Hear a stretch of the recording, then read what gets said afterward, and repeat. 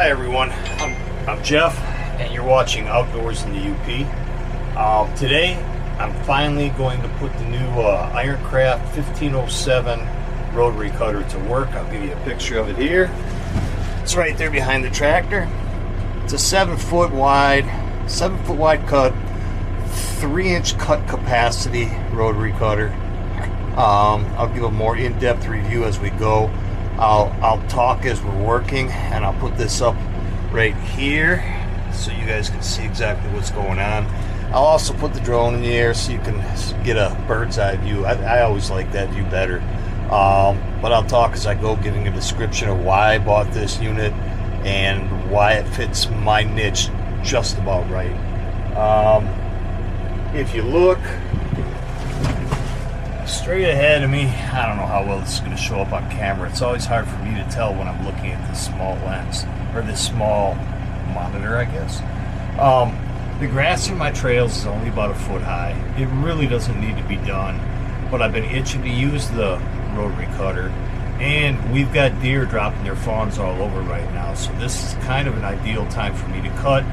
In case they happen to have dropped the fawn in the trail, I'll at least be able to see it now, where yesterday we got, I don't know, over an inch of rain, and this stuff in the next couple of days will probably grow a foot. And so if I waited for those days to pass and then did it, I don't want to, I don't want to run over a fawn in the trail. So this is a good time to do it while I can see.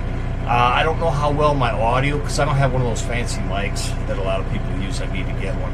I don't know how well my audio will sound on the actual recording, because I have to turn the RPMs up to 2,500 for the rotary cutter, but we'll give it a shot. So I'll put you up in the window now so you can see what's going on behind me, and we'll talk as we go. Okay, everyone. I had to go back and delete all the audio from this point forward. Not all of it, most of it, because the tractor was just too loud. The RPMs, once you get the RPMs up high enough for the PTO to be at 540. So I deleted all the sound, and I'll just voice over this stuff here and try to remember what I was saying in the video. My reason for getting the IronCraft, and I'll just touch on it briefly now, and then explain it more in the future. Not in the future, in the future part of this video. IronCraft implements are made. They're American made. They're made, if I believe I'll get this correctly, in Athens, Tennessee. And if you have, hold on one second. If you have a minute, you might want to go check out Tony's Tractor Adventure. He just did a pretty big video on from their factory in Tennessee, because he just picked up a big flex wing cutter, and he did a half-hour or so video interviewing all the people that work there and things like that, and it was pretty cool. Those guys, the guys that worked there, took a lot of pride in their equipment, and you could just tell they were proud of the products they were putting out, which means something to me. As a retired carpenter, I took a lot of pride in the stuff that we built. When I walked away from a house or whatever it was that we were building, and I drove past it in the future, that meant something to me, because I knew we built it well. And these guys expressed the same sentiment. So I'll explain more about that in the future, but you may want to check that video out that Tony made. It was pretty good. Right here, I was just stopping to look at my cut quality there and comparing it to a finish mower or a flail mower. And no, it's not the same thing. A rotary cutter will never be a flail mower or a finish mower. But when you look at it from this perspective, to me, that cut looks pretty darn good.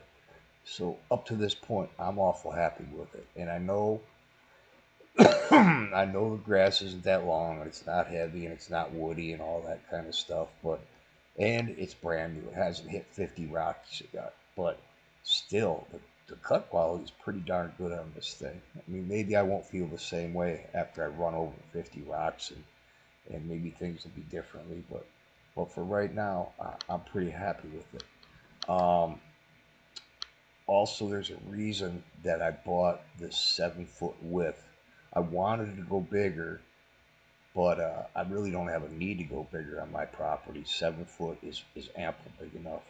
I've got 40 acres, but 30 of them probably are wooded, or 25 of them are wooded. Give me a second. All right, we've got the drone in the air.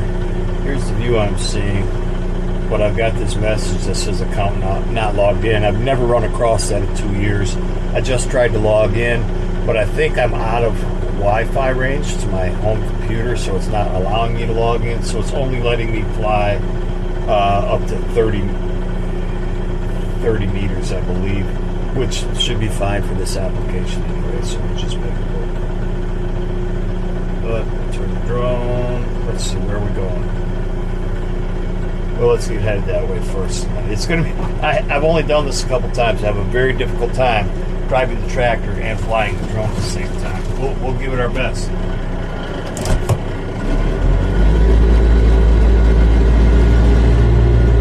Do some cutting here. Put her down. PTO on. Come up to speed. Again, it's going to get loud. Okay, guys, back to my audio. I'll get back to the cutter in just a second. First, I wanted to apologize to everybody for the volume being up and down. When I'm recording this, apparently my computer's microphone isn't picking me up very well either. When I'm editing this and inserting the voiceover into the video, I'm turning the volume up all the way, but it's still not that loud. So you'll have to turn your volume up, and hopefully you can hear me. Also, I'm brand new to dubbing in or voiceover work. This is brand new to me. I don't know if I need some different editing software, or I just need to learn how to use it better or whatever. But so I'm a rookie. Please bear with me. But first off, back to why I bought the IronCraft cutter. Um, Almost everything other than the gearbox. I think Tractor Mike said almost every single gearbox is made in China now, that nothing's made in North America at all. So other than the gearboxes and maybe the wheels, I think everything from IronCraft's rotary cutters is built in-house as far as all the fabrication, everything. And that meant something to me. I was glad to hear that. Secondly, their their value. Actually, that's not even second. That should be first. Because in all honesty, I don't know about you, but I know Rhino Ag and probably Bush Hog are the two best brands of rotary cutters out there. Um, I absolutely would have liked to have had one, but I would have spent, without exaggerating, probably double what I spent for this IronCraft 7 footer. All in with the chain guards and everything, I think I spent $4,800 on this cutter for a 3-inch capacity, mind you, not one or two.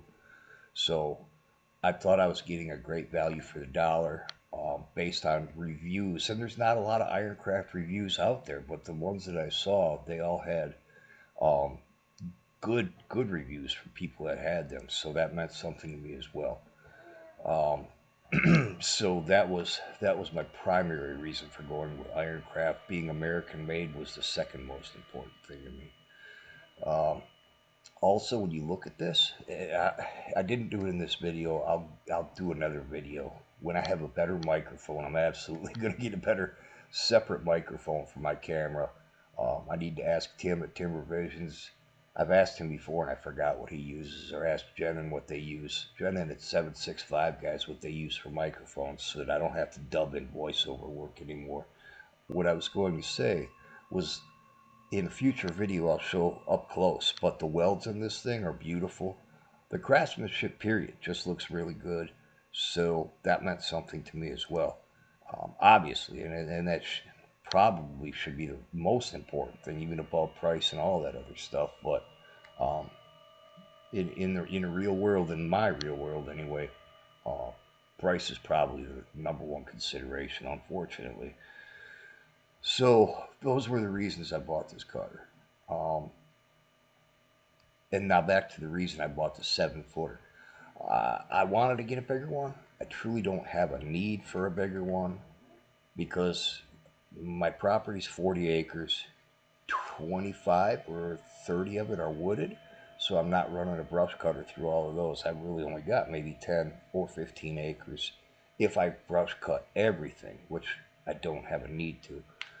So I don't need to go bigger than 7, but of course everyone would like to have a big 15-foot flex wing, and this tractor would pull it. I've seen Farmer Joe do it, and I believe Capper Outdoors both pull 15-foot flex wings with my same tractor.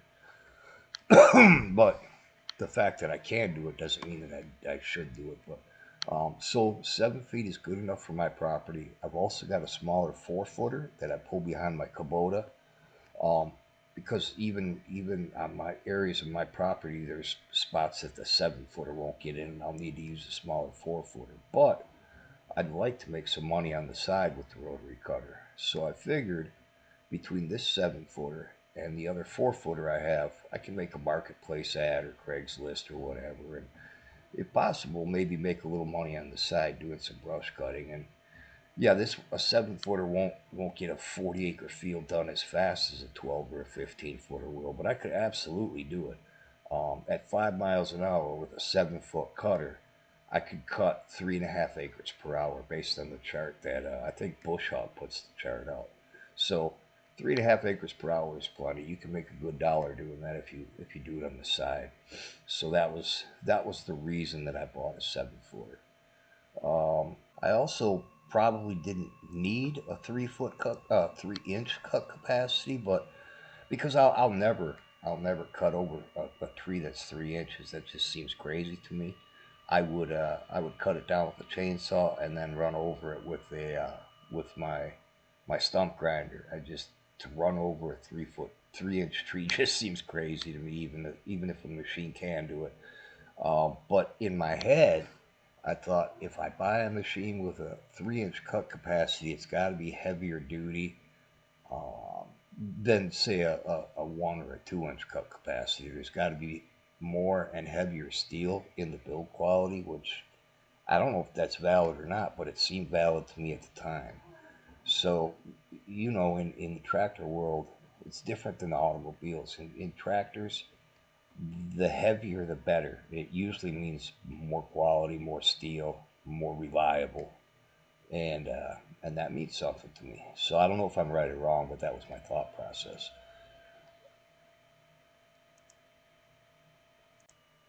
You can see right here, I'm cutting I'm cutting by my that's my firewood drying area. You see all these dead grass spots on the left, and there's all the IBCs with dried firewood on the right side of your screen now.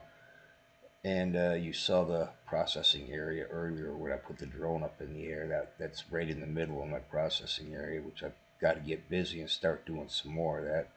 I haven't done any firewood processing this year, and I need to. I need to buy a better splitter. That's in a video to come. I've addressed it before. I'm using a box store splitter, and it does the job, but man, it's glacier slow, and that's where the whole process bottlenecks. Everything else is pretty efficient, but that box store splitter is just killing me.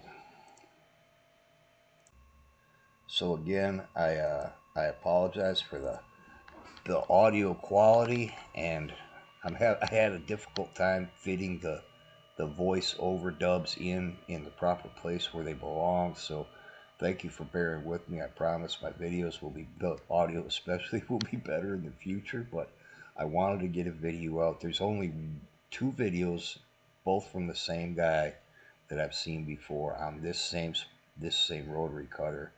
I forget the name of his channel. It's Heartbreak something. It's a guy in Colorado, and he's got this cutter. And the video, shoot, his video is 2 or 3 years old, and I've seen zero other videos on this specific cutter before. So I wanted to get something out there for you. Again, it's early. This is preliminary. It's the first time I've ever cut with it, and the grass isn't that long. It's not like I'm cutting trails through my woods, so it's not the most extreme test at all. But I just wanted to give an initial review after using it once and letting people know at least what my first impression of it is. And I don't know about you. I probably should have been zoomed in more when I'm doing this drone footage, but I really like using the drone.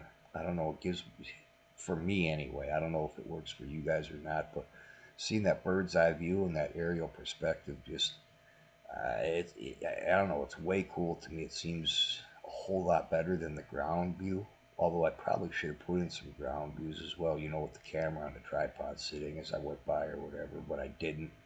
Um, so again, this is not the best video, and I know it, and I apologize. I need to work on it more, but it is what it is, and I'm at least going to get something out for you guys. See, now this grass, that's about a foot tall. I don't know, from where I'm sitting, it looks like a pretty good cut. So I don't know, take it for what it's worth. If it helps you, I hope it does. If it gives you a little more information or a little insight to the company at least, because I don't know. So far I just like the concept that IronCraft has. Being an American company, building as much as possible in America, and I don't know. I take pride in American craftsmanship, and I hope you do as well. So thanks, guys. Have a good day, and we'll close this out now. Okay, all done. Rotary cutting. I got to go put the boom down on the tractor. I didn't record every bit of it because it would have got boring for you guys, and my battery's about dead anyway. So I just wanted to button this video up, show the end results. Pretty darn good. I'm pleased with them. I'm very pleased so far with the cutter itself. I'll keep you updated as we use it more and let you know how it goes. But so far, IronCraft is a big thumbs up in my book. Thanks for watching, everybody. Peace out.